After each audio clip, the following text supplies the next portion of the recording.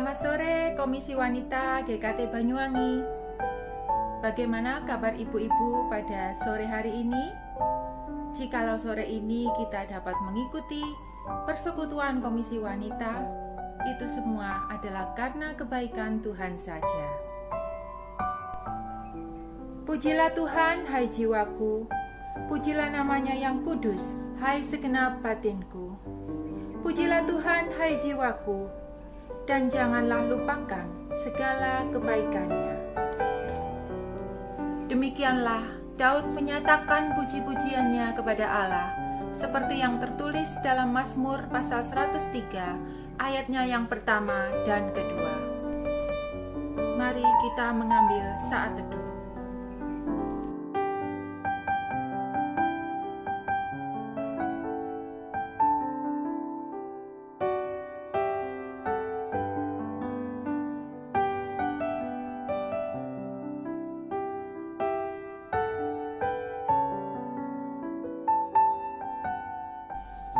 Persekutuan Komisi Wanita pada sore hari ini kita buka di dalam nama Allah Bapa, Putra, dan Roh Kudus. Amin. Firman Tuhan di dalam Mazmur pasal 103 ayat yang ke-7 dan 8 berkata, Ia telah memperkenalkan jalan-jalannya kepada Musa, perbuatan-perbuatannya kepada orang Israel. Tuhan adalah penyayang dan pengasih, panjang sabar, dan berlimpah kasih setia.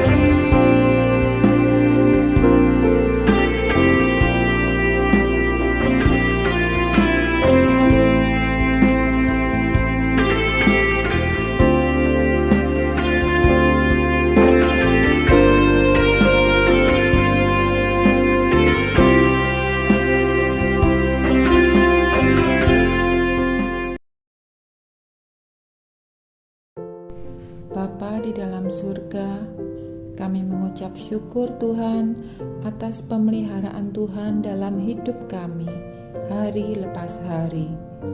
Kami bersyukur pula jikalau sore hari ini kami dapat berkumpul untuk mengikuti persekutuan Komisi Wanita. Kami mohon penyertaan-Mu ya Tuhan, layakanlah kami untuk memuji nama-Mu.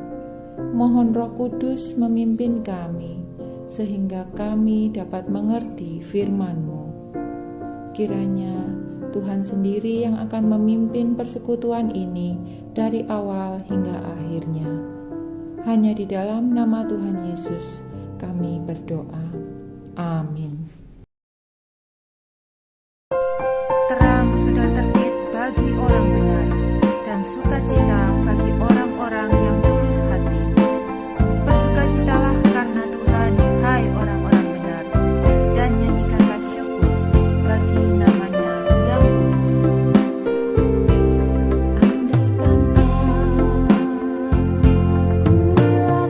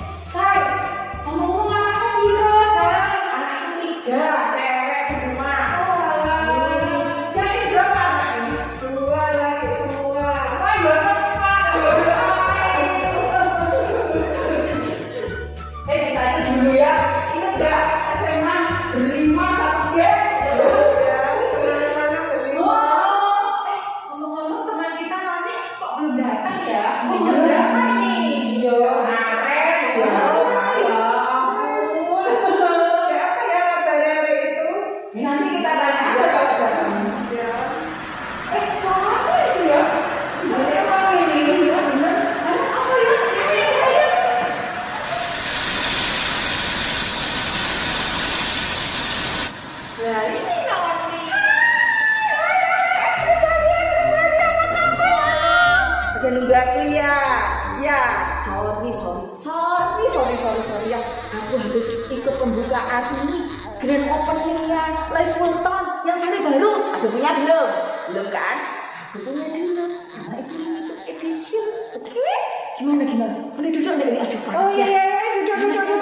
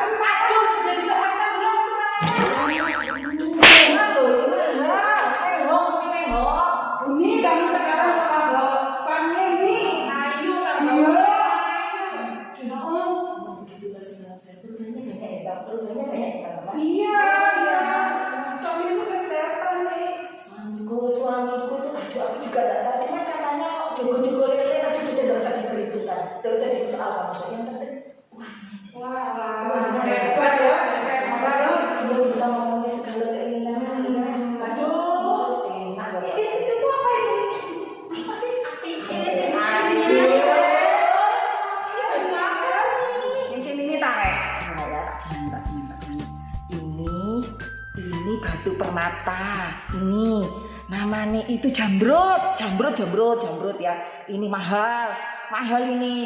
Piro M ya. Pokoknya M tuh wes sendiri regane M tuh ini hijau ini apa ya ini ya. Ini koncone bulu safir tadi cuman sing ijo. Ini cuanseke rek, itu larang ini rek, mehong ini rek. Kamu mau beli enggak kira kuat? Wis ora percaya aku enggak iso beli kamu wis. Aku tok sing iso beli ini wis. Kamu lo ndak bakalan isa. Tas apa nih merek ini? Tas ini tak. Oh, ini mereknya Hermes. Tahu kamu Hermes. Nah, tapi ini Hermes yang limited edition. Cuma 2 di dunia. Aku ambil Ratu Elizabeth. Nah, pengen toh wis kira isa kamu beli. Rumahmu di larangan tasku. Wis ta. Lihat mau foto. Ya enggak apa-apa, buat foto ya. Pinjam buat foto ya, enggak apa-apa. Pinjam buat foto. Tapi ojo sampai kegores ya. Tangan duwe kanca melarat mulai awal sampai saiki. Gak dikonco iku kanca akrab. Dikonco iki ngerepoti. Kamu mau tahu? Aku dari negeri. Oh, orang kaya. Ya. Ini aku ingin makan siang. Oh iya? Kan? Terus tadi cuma ngopi sama makan churros padahal di sana. Enak banget Indonesia sama-sama. Oh ya gitu. Nah, itu beda deh. Gimana ini? Ini di Itali. Oh. Ini waktu saya agak setelah. Tapi lah betul sama betul tapi kan beda ini di sini ini di luar. Ini kok gitu. Beda itu kan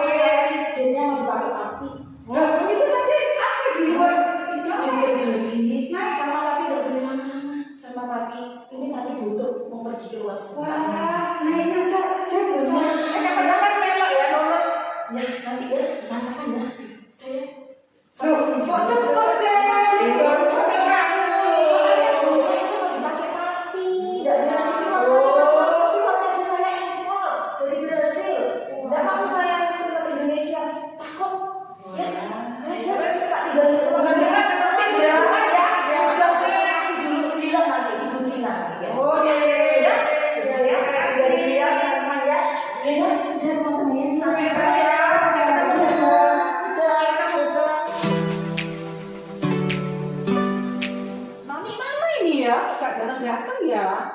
Jadi enggak ini begini nih. Ya jadilah biasa orang kaya nanti paling telat. Paling kayak mari arisan sosialita paling. Iya. Rek, tapi aku loh kemarin tuh lihat YouTube loh. Anak apa? Ada berita loh. Apa? Ini loh. Ini loh. Masih terkait dengan kasus korupsi, Saudara, Komisi Pemberantasan Korupsi menangkap salah satu buronannya dengan kekayaan mencapai 13 triliun rupiah. Iya itu. Bener ya itu kayak gitu. Nah, iya, beritanya masuk TV kayak gitu ya berarti bener. Tapi ya apa bener ya, Bu? Itu fotonya kayak fotonya suami. Ya iya, makanya nama-nama ya juga sih.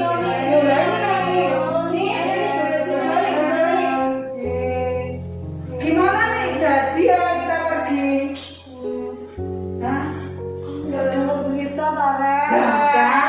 Bener kan berarti papi ketangkep KPK kayak semalam Rek. Aduh,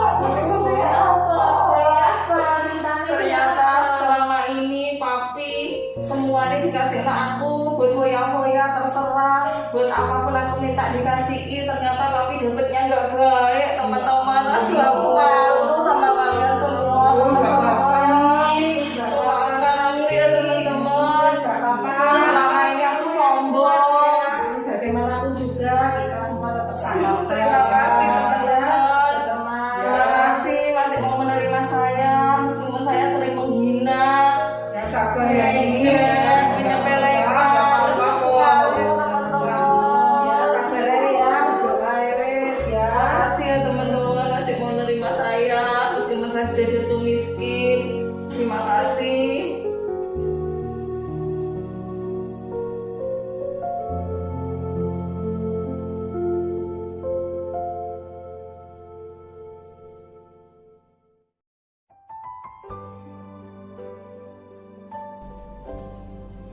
Setelah kita menyaksikan drama singkat tadi, pesan apakah yang ingin disampaikan kepada kita?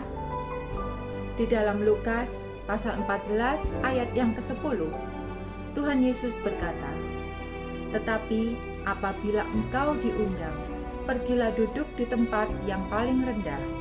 Mungkin tuan rumah akan datang dan berkata, 'Sahabatku, silakan duduk di depan.' Dan dengan demikian, engkau akan menerima hormat di depan mata semua tamu yang lain." Mari sebelum kita masuk ke dalam firman Tuhan, kita memujikan pujian.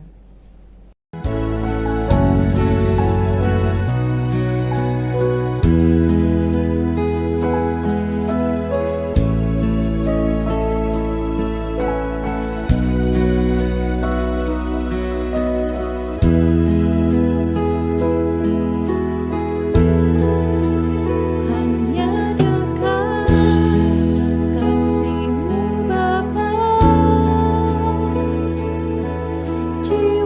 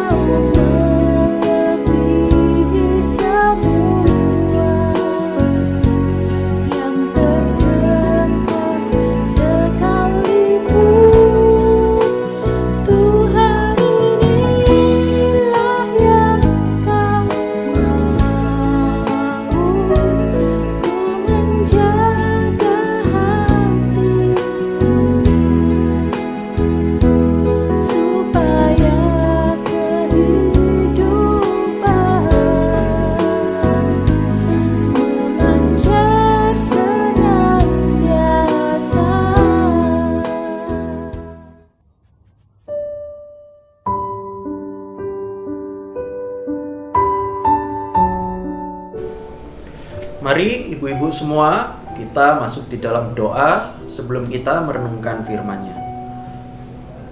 Tuhan di sorga, kami berdoa menyerahkan untuk malam hari ini. Kami akan bersama-sama mendengarkan firman-Mu. Tolonglah setiap kami, baik saya yang menyampaikan, juga jemaat-jemaat, khususnya para ibu-ibu yang mendengarkan. Kiranya Engkau yang memberikan kami kekuatan serta Roh Kudus-Mu, sehingga kami dapat mengerti, kami dapat melakukan dalam kehidupan kami. Terima kasih ya Tuhan, tolonglah setiap kami yang lemah, yang terbatas dan berdosa ini. Kiranya semuanya itu tidak menghalangi kami untuk kami semakin mengenal Tuhan. Terima kasih Tuhan, dalam nama Tuhan Yesus kami berdoa. Amin. Mari saudara, pada malam hari ini kita akan merenungkan satu perumpamaan, yaitu perumpamaan tempat yang utama dan yang rendah. Kita buka Lukas 14 ayat 7 sampai 11. Lukas 14 ayat 7 sampai 11. Kalau sudah menemukan, saya akan membacakan bagi kita semuanya. Karena Yesus melihat bahwa tamu-tamu berusaha menduduki tempat-tempat kehormatan, Ia mengatakan perumpamaan ini kepada mereka. Kalau seorang mengundang engkau ke pesta perkawinan, janganlah duduk di tempat kehormatan. Sebab mungkin orang itu telah mengundang seorang yang lebih terhormat daripadamu. Supaya orang itu yang mengundang engkau dan dia jangan datang dan berkata kepadamu, berilah tempat ini kepada orang itu. Lalu engkau dengan malu harus pergi duduk di tempat yang paling rendah. Tetapi apabila engkau diundang, pergilah duduk di tempat yang paling rendah. Mungkin tuan rumah akan datang dan berkata kepadamu, sahabat, silakan duduk di depan. Dan dengan demikian, engkau akan menerima hormat di depan mata semua tamu yang lain. Sebab barang siapa meninggikan diri, ia akan direndahkan. Dan barang siapa merendahkan diri, ia akan ditinggikan. Saya ulangi ayat 11 yang nanti menjadi fokus kita pada malam hari ini. Ayat 11, sebab barang siapa meninggikan diri, ia akan direndahkan. Dan barang siapa merendahkan diri, ia akan ditinggikan. Saudara, ketika kita melihat fragmen singkat atau drama singkat yang disajikan oleh 4 orang ibu-ibu tadi, kita mungkin seringkali menemukan model orang-orang semacam itu. Yang maksud saya, kita menemukan model orang tadi yang seperti diperankan oleh Ibu Feriantina atau Cenoni. Nah saudara sekalian, kita tentu sangat tidak senang ketika kita mempunyai seorang kenalan, entah itu teman atau saudara, ataupun juga bahkan jemaat gereja sendiri, orangnya berbuat semacam itu. Dia berpikir bahwa dia adalah orang yang paling berkuasa, yang paling kaya, yang paling lebih dari segalanya dibandingkan orang lain. Bahkan tidak sering di antara mereka yang berpikir bahwa kalau tidak ada aku, maka semua yang lain tidak dapat berjalan dengan lancar. Kalau tanpa aku, maka kamu yang miskin, yang hina, tidak mungkin dapat hidup kalau tidak ada aku. Nah saudara sekalian, keadaan ini betul-betul mungkin seringkali kita temui di dalam kehidupan kita. Dan juga saudara sekalian, seharusnya orang itu seperti apa? Bahkan kita sebagai anak Tuhan seharusnya seperti apa? Nah saudara sekalian, firman Tuhan hari ini menolong setiap kita. Bagaimana Tuhan Yesus menolong murid-muridnya dan juga menolong pendengar-pendengarnya pada saat itu untuk tidak meninggikan diri, atau nanti kalau di dalam bahasa yang lebih tepat yaitu memuliakan diri. Jangan sampai orang itu memuliakan dirinya sementara dia melihat bahwa orang lain itu adalah orang yang pantas untuk direndahkan dan juga dihina. Saudara sekalian, kita banyak kali mendengarkan sebuah peribahasa. Padi semakin berisi semakin menunduk. Dan itulah yang harusnya kita ketahui, bahwa seperti padi yang buahnya ketika makin besar dan makin banyak, itu tambah lama tambah berat dan nanti akan menunduk. Seperti itulah seharusnya yang dilakukan oleh orang-orang. Semakin dia tinggi ilmunya, semakin dia dalam tanda kutip berisi, seharusnya dia itu bukan makin meninggikan diri atau memuliakan dirinya. Seharusnya dia semakin menunduk sebagai simbol merendahkan dirinya di hadapan Tuhan dan juga di hadapan orang lain. Lalu juga ketika kita kecil, kita pasti tahu sebuah dongeng antara kelinci dan juga kura-kura.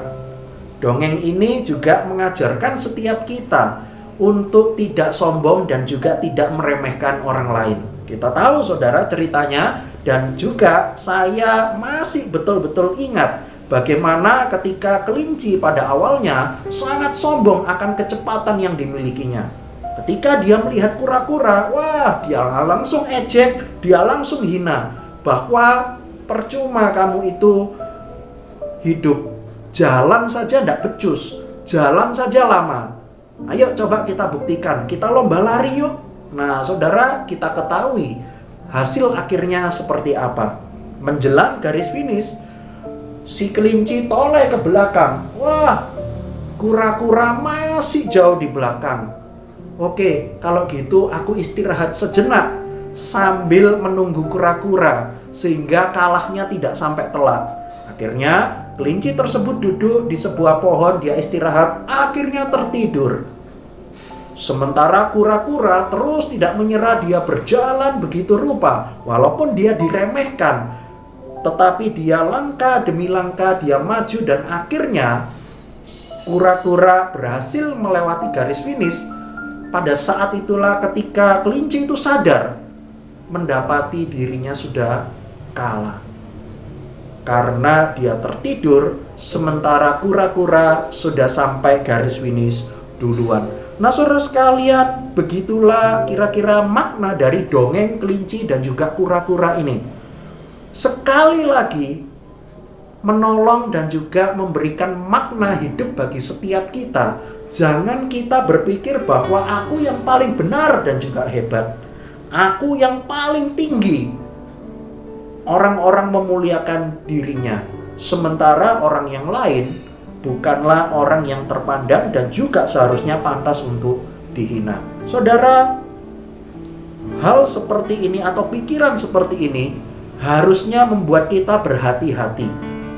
Karena apa? Saya bacakan bahwa bahaya meninggikan diri, atau nanti lebih tepatnya saya pakai istilah memuliakan diri, itu dialami oleh segala macam orang dan semua kalangan. Saudara, mungkin kita pernah mengatakan bahwa, wih, orang itu ya, meskipun dia itu tidak punya harta yang banyak, tetapi dia itu punya harga diri yang tinggi. Dia itu ketika diremehkan orang lain, dia akan sangat marah membuktikan bahwa aku punya harga diri yang tinggi. Nah saudara sekalian, hal seperti ini menunjukkan bahwa meninggikan diri atau memuliakan diri itu dapat dialami semua orang, segala macam orang, semua kalangan. Nah saudara sekalian, ini adalah bahaya yang membuat kita harus berhati-hati pada sebuah dosa ini, meninggikan diri, memuliakan diri. Bahkan kalau saya mau katakan, orang Kristen sekalipun, orang yang percaya kepada Tuhan sekalipun, tidak kebal dengan yang namanya kesalahan dan dosa seperti ini. Karena itu saudara sekalian, ketika Tuhan Yesus di dalam ayat 7 sampai ayat yang ke-11 ini, ketika dia melihat, di dalam ayat 7 di latar belakangi, ketika Yesus itu melihat tamu-tamu berusaha menduduki tempat-tempat kehormatan, ia mengatakan perumpamaan ini kepada mereka. Saudara, Tuhan Yesus artinya ketika memberikan sebuah perumpamaan ini, Yesus itu memberikan sebuah pengajaran melalui apa yang disampaikan oleh Yesus melalui perumpamaan ini. Karena apa saudara sekalian? Ketika kita melihat bahwa ketika Tuhan Yesus dan murid-muridnya datang kepada pesta, dia itu mendapati bahwa dia lihat begitu banyak orang-orang yang diundang atau tamu-tamu undangan ini saling berusaha, atau lebih tepatnya itu saling berebut untuk apa? Menduduki tempat-tempat kehormatan. Jadi ada begitu banyak orang yang tidak mau kalah, terus rebutan untuk sampai kepada sebuah tempat kehormatan. Artinya tempat yang paling terhormat di seluruh pesta tersebut. Nah saudara, ketika Tuhan Yesus melihat hal ini, maka dia itu melihat bahwa ini semua adalah hal yang salah. Semua orang berebut bahwa aku yang paling utama. Semua berebut bahwa aku ini yang paling terhormat, sedangkan kamu bukanlah orang yang terhormat. Maka Tuhan Yesus mengatakan sebuah perumpamaan kepada setiap kita, bahwa kalau seorang mengundang engkau ke sebuah pesta perkawinan, janganlah duduk di tempat kehormatan, sebab mungkin orang itu telah mengundang seorang yang lebih terhormat daripadamu. Saudara, kita bayangkan tempat terhormat itu kira-kira seperti apa ya? Nah, saudara, tempat terhormat itu artinya itu ada begitu banyak buku yang mengatakan tempat terhormat itu letaknya itu di depan ini rumah. Lalu juga biasanya tempat tersebut ada di samping tuan rumah dan bisa dilihat oleh banyak orang. Dan itu bagi zaman dulu itu merupakan sebuah kebanggaan. Ketika ada di sebuah pesta, dia masuk langsung menuju ke depan, dia duduk di samping tuan rumah. Begitu banyak orang yang dapat menyorot matanya kepada dia. Mereka mempunyai sebuah kebanggaan bahwa aku ini dianggap orang yang terhormat oleh orang yang mengundang saya di dalam perjamuan ini. Begitu banyak orang yang berebut. Tetapi saudara sekalian, Tuhan Yesus mengajarkan mereka supaya mereka tidak berebut seperti itu. Janganlah ketika kamu diundang ke sebuah pesta perkawinan, kamu jangan berbuat seperti itu. Nanti kalau kamu berbuat seperti itu, siapa tahu tuan rumah datang kepada kamu, membawa seorang yang lain, dikenalkan kepada kamu. Pak, permisi ya, sebenarnya tamu yang terhormat itu orang ini, yang saya bawa ini. Kamu bukan, tempatmu itu bukan di sini, tapi di belakang sana. Nah saudara, ketika kita disuruh pindah seperti itu, kita pasti malu. Karena diri saya berpikir bahwa saya orang yang paling terhormat. Sementara ternyata tuan rumah itu mengundang orang lain yang jauh lebih terhormat daripada dirinya. Nah saudara sekalian, seharusnya yang dilakukan adalah engkau itu ketika pergi ke tempat undangan, harusnya engkau duduk di tempat yang paling rendah. Banyak buku yang mengatakan bahwa duduk di tempat paling rendah ini bukan berarti kursinya paling pendek, bukan.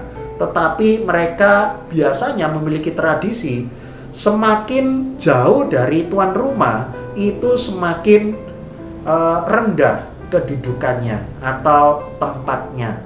Nah saudara sekalian, seharusnya seperti itu. Ketika kita duduk di tempat yang paling rendah atau paling jauh dari sang tuan rumah, mungkin saja dikatakan bahwa ketika tuan rumah itu datang kepada kamu, lalu kita disuruh pindah, ayo pindah ke depan, ke tempat yang terhormat. Itu jauh lebih membanggakan seharusnya. Ketika orang-orang lain melihat, wah, orang ini bukanlah orang yang suka memuliakan diri, tetapi orang yang betul-betul merendahkan diri. Nah saudara sekalian, dari perumpamaan dan juga teguran Tuhan Yesus kepada beberapa tamu ini, lalu kita melihat fokusnya ada di dalam ayat yang ke-11. Ayat 11 saya bacakan lagi, sebab barang siapa meninggikan diri, ia akan direndahkan. Saudara, meninggikan diri itu apa? Kalau di dalam bahasa Inggris dan bahasa Yunani aslinya, meninggikan diri itu artinya memuliakan diri. Membuat diri sendiri lebih mulia atau lebih tinggi atau lebih baik daripada orang-orang yang ada di sekitarnya. Artinya memuliakan diri. Nah saudara, menariknya adalah kata yang dipakai di ayat 11a ini, meninggikan diri atau memuliakan diri, itu kalau kita bandingkan di dalam ayat yang lain, itu kira-kira seperti Allah yang meninggikan Tuhan Yesus. Ketika Tuhan Yesus mati, dia bangkit, dia naik ke sorga. Pada saat itulah Allah meninggikan Yesus. Dan bahkan di dalam kitab yang lain, itu seperti Musa yang meninggikan patung ular tembaga. Ketika orang Israel pada zaman Keluaran digigit oleh ular, mereka sakit, mereka tidak bisa melakukan apapun juga. Ketika dia melihat ular tembaga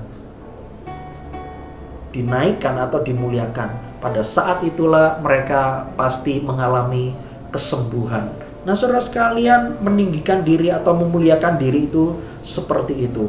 Dan parahnya saudara, memuliakan diri itu merupakan, kalau yang dicatat di dalam ayat 11 ini, itu semua mereka lakukan dengan sebuah kesengajaan dan sebuah hal yang tidak disadari. Aneh ya, mereka itu memuliakan diri mereka. Mereka itu melakukan secara sengaja.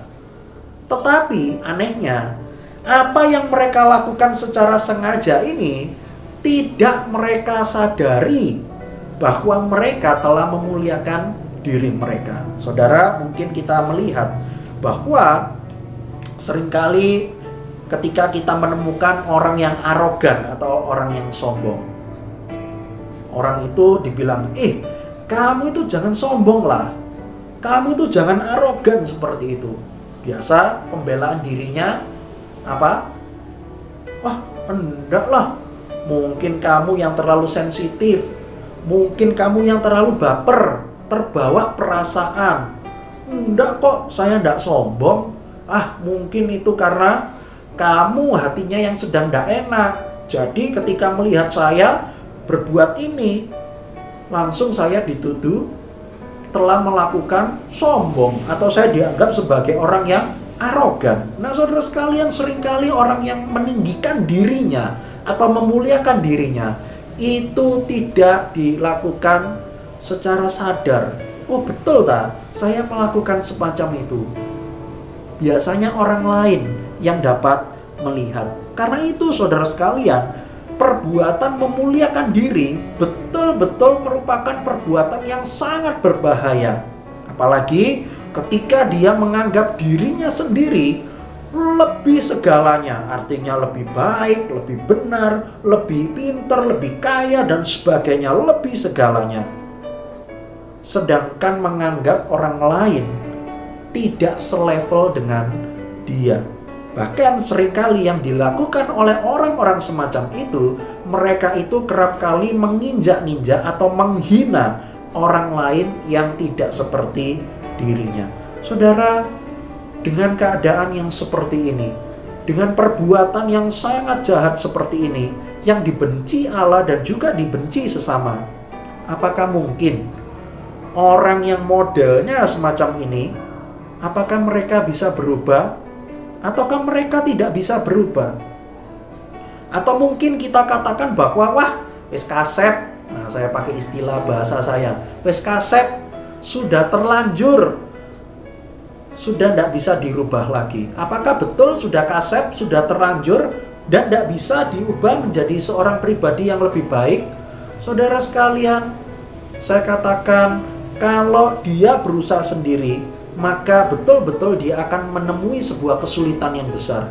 Tetapi bersyukur ketika ada Roh Kudus dan juga firman Tuhan ini yang setiap hari semakin mengubahkan kita, maka kita yakin orang yang berbuat semacam itu dapat diubahkan melalui firman Tuhan, melalui kuasa Roh Kudus. Bahkan saya ketika melihat bagian ini, saya teringat sebuah lagu. Kata-katanya, sedikit demi sedikit Tiap hari, tiap sifat, Yesus mengubahku, Dia ubahku. Saudara, dikatakan sedikit demi sedikit, tiap hari, tiap sifat, Yesus mengubah aku. Saudara, mungkin kita berpikir, aduh Tuhan, saya sendiri pun juga bergumul masalah seperti ini. Seringkali saya dianggap sombong, seringkali dianggap saya itu meninggikan diri, merendahkan orang lain. Aduh, semakin saya berusaha, semakin saya menemui banyak kali kesulitan. Saudara, ingatlah pertolongan Roh Kudus dan juga teks lagu ini. Kita sedikit demi sedikit, kita setiap hari hidup bersama-sama dengan Tuhan. Pasti Tuhan memberikan perubahan yang begitu baik kepada setiap kita. Tiap hari, tiap sifat kita terus diproses oleh Tuhan untuk kita menjadi seorang pribadi yang lebih baik. Saudara sekalian, kalau ibu-ibu menilai saya ini kira-kira orang yang arogan atau tidak, mungkin sebagian besar di antara semua ibu-ibu bilang, wah, Lose Yohanes ini adalah orang yang sombong, orang yang angkuh, orang yang arogan dan sebagainya. Saudara, memang ini adalah salah satu pergumulan saya yang terus-menerus diproses oleh Tuhan. Dan saya menemukan ketika semakin saya dewasa secara usia dan semakin dewasa di dalam Tuhan, betul-betul Tuhan Yesus terus-menerus memampukan dan mengubahkan saya. Kalau saya coba bandingkan dengan diri saya, mungkin 10 atau 15 tahun yang lalu, betul-betul saya ini termasuk orang yang sangat arogan.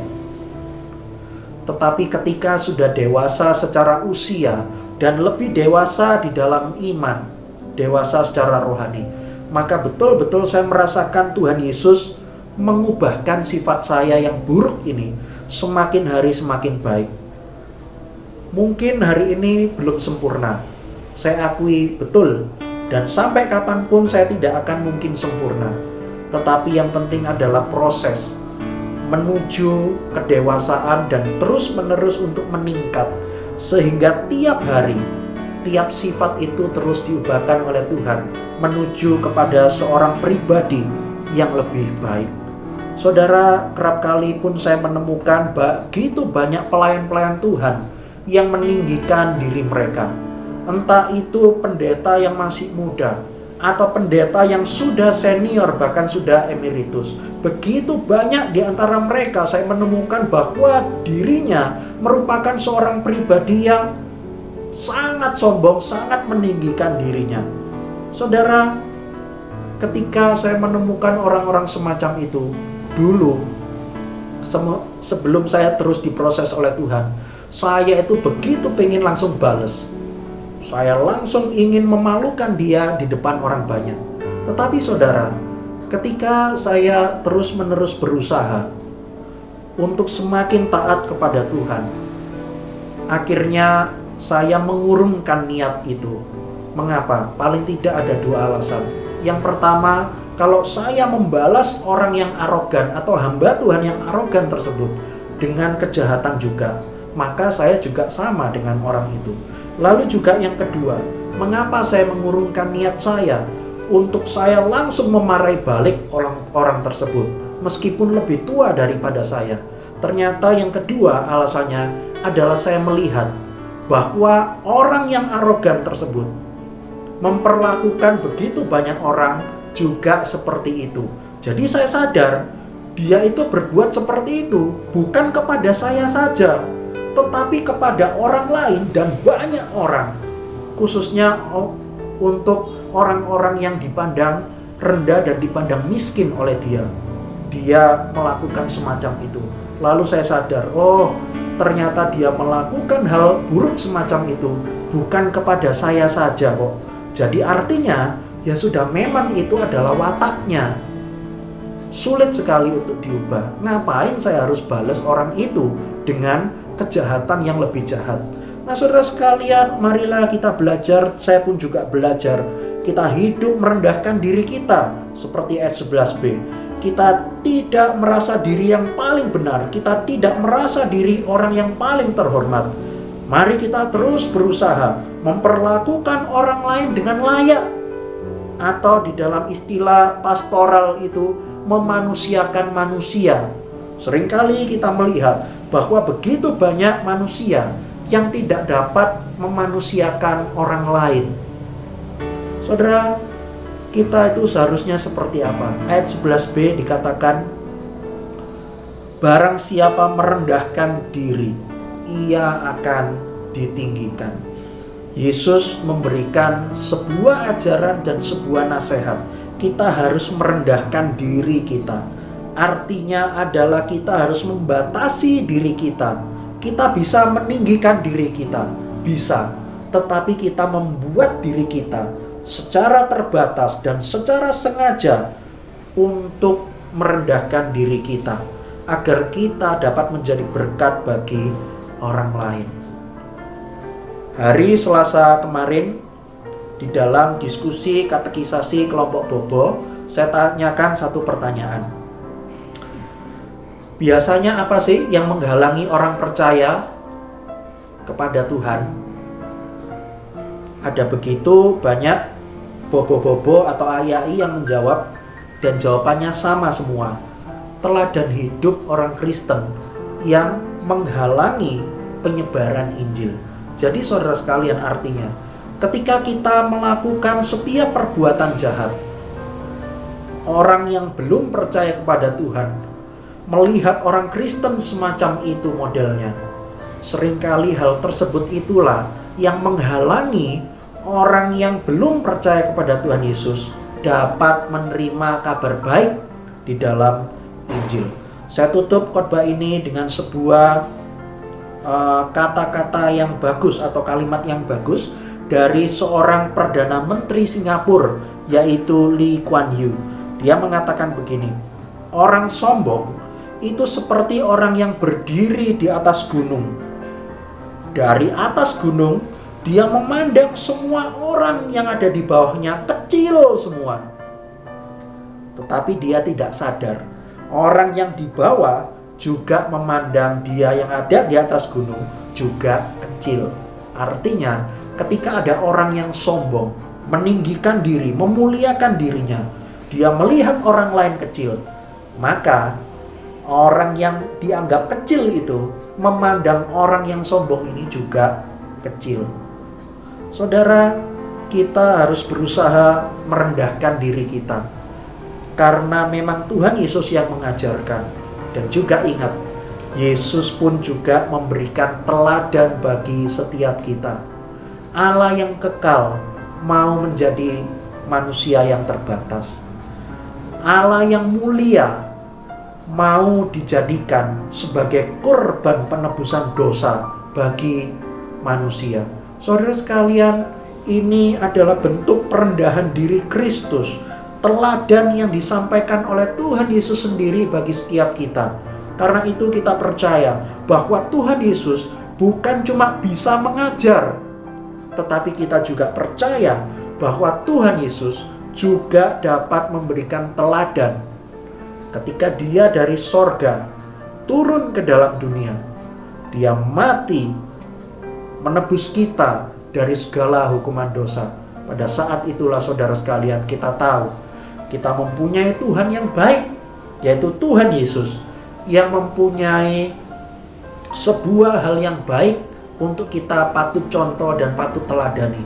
Karena memang dirinya di dalam Filipi 2 ayat yang ke-8, Tuhan Yesus memberikan contoh langsung sehingga orang Kristen atau umat Tuhan dapat melakukan seperti apa yang Tuhan Yesus lakukan kepada setiap kita.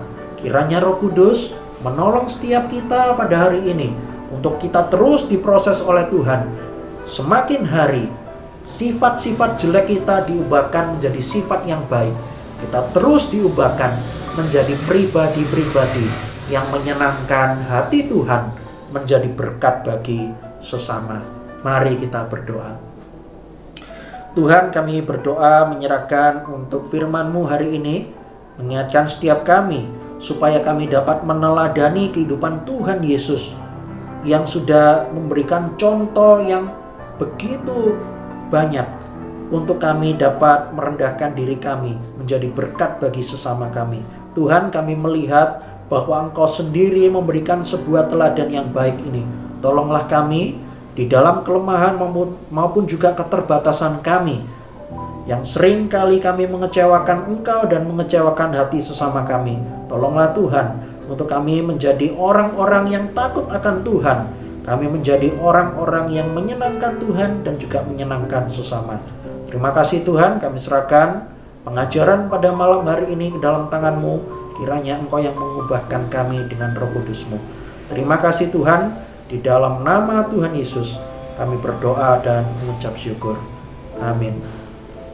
Ibadah Komisi Wanita pada hari ini telah selesai. Silakan mengambil saat teduh. Tuhan Yesus memberkati kita semuanya.